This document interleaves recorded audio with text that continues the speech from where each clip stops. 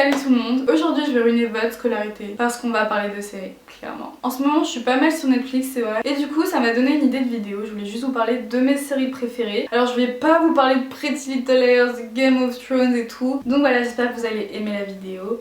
Et c'est parti. And now for my next number, I'd like to return to the classics.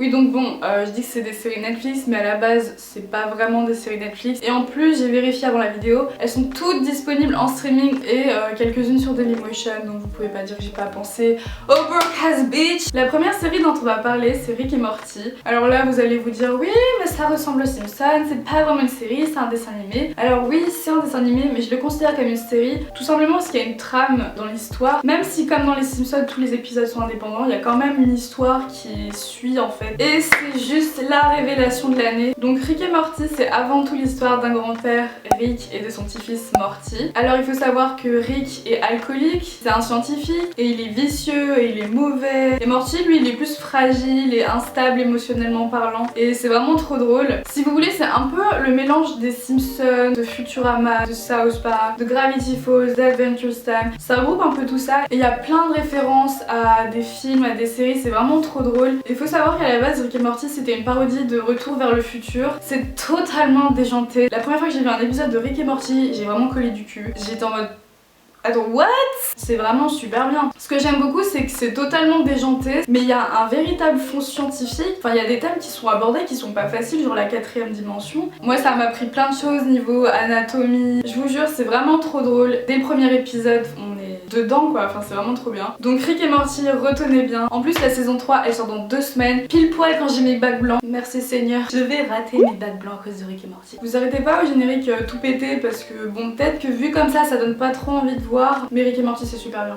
Plata o plomo. Alors non, je ne vais pas vous parler de Narcos, mais bien de la série Pablo Escobar, El Patrón del Mal. Quien no conoce su historia está condenado a repetirla.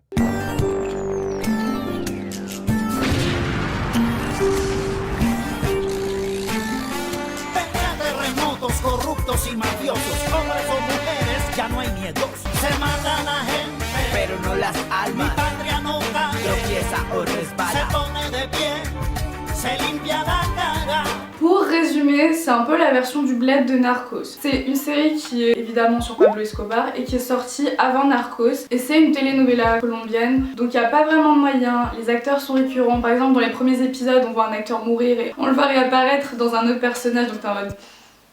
Ok gros, alors vous allez me dire ok, enfin pourquoi tu nous présentes ça alors qu'il y a Narcos? Tout simplement parce que j'ai vu les deux et que j'ai carrément préféré Pablo Escobar, El Patrón del Mal. Parce que, bon, tout d'abord je vais commencer par résumer l'histoire grosso modo. Pablo Escobar c'était le plus grand narcotrafiquant de tous les temps, je pense que vous le savez déjà. Et donc cette série retrace en fait sa vie, donc de son enfance jusqu'à la chute. Pablo est vraiment parti de rien et il a eu un empire énorme. Il a quand même réussi à faire assassiner des hommes politiques, il s'est incrusté au sein de l'armée. Ils ont vraiment pris les sosies des personnes réelles. Enfin, les acteurs ressemblent comme 2 gouttes d'eau. Moi, j'étais vraiment trop choquée. La première fois que j'ai vu cette série, c'était avec mon père sur France O.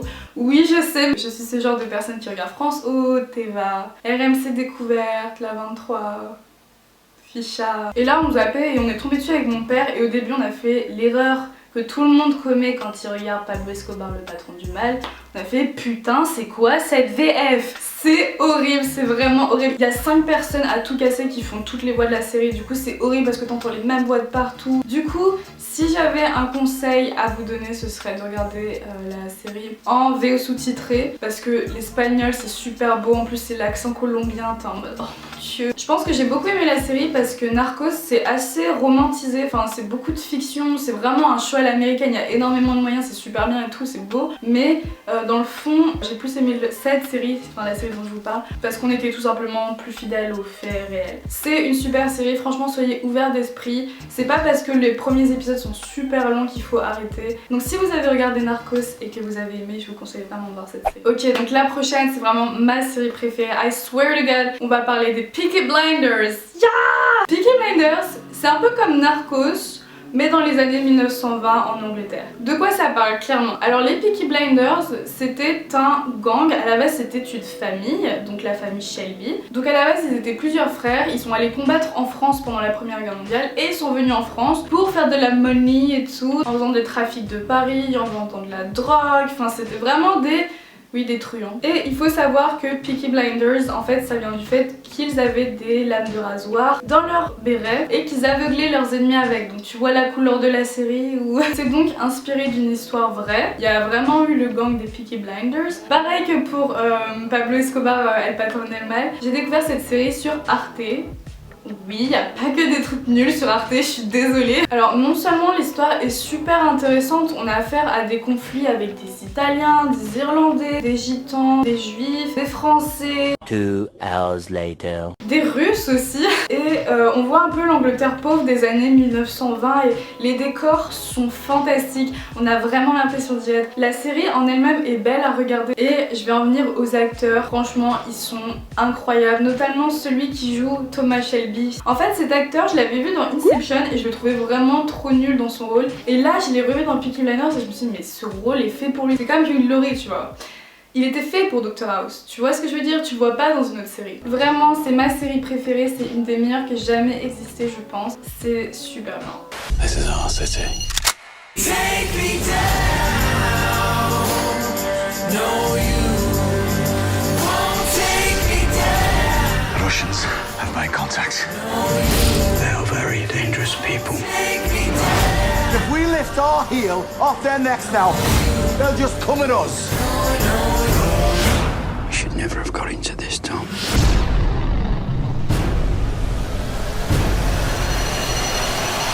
There was no choice. Donc là, on va parler de scandale.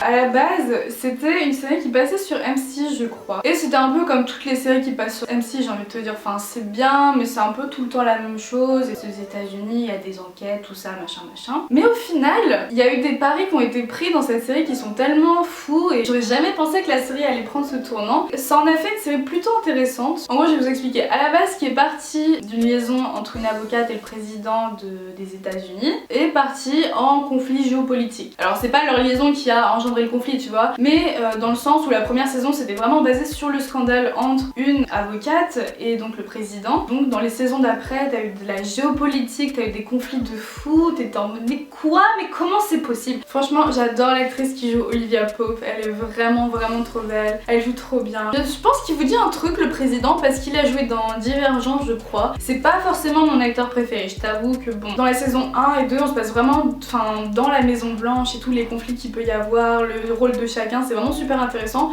Et dans les séries d'après on se rend vraiment compte que le président a un pouvoir minime et que on sait pas tout ce qui se cache derrière le président. C'est vraiment un truc de fou, scandale. J'ai beaucoup aimé cette série et chacun des personnages a une histoire folle et ça part vraiment super loin. Enfin c'est vraiment trop bien, quand t'es vraiment dans la série c'est vraiment super bien. Et la dernière série dont je vais vous parler c'est How to Get Away with the Murder.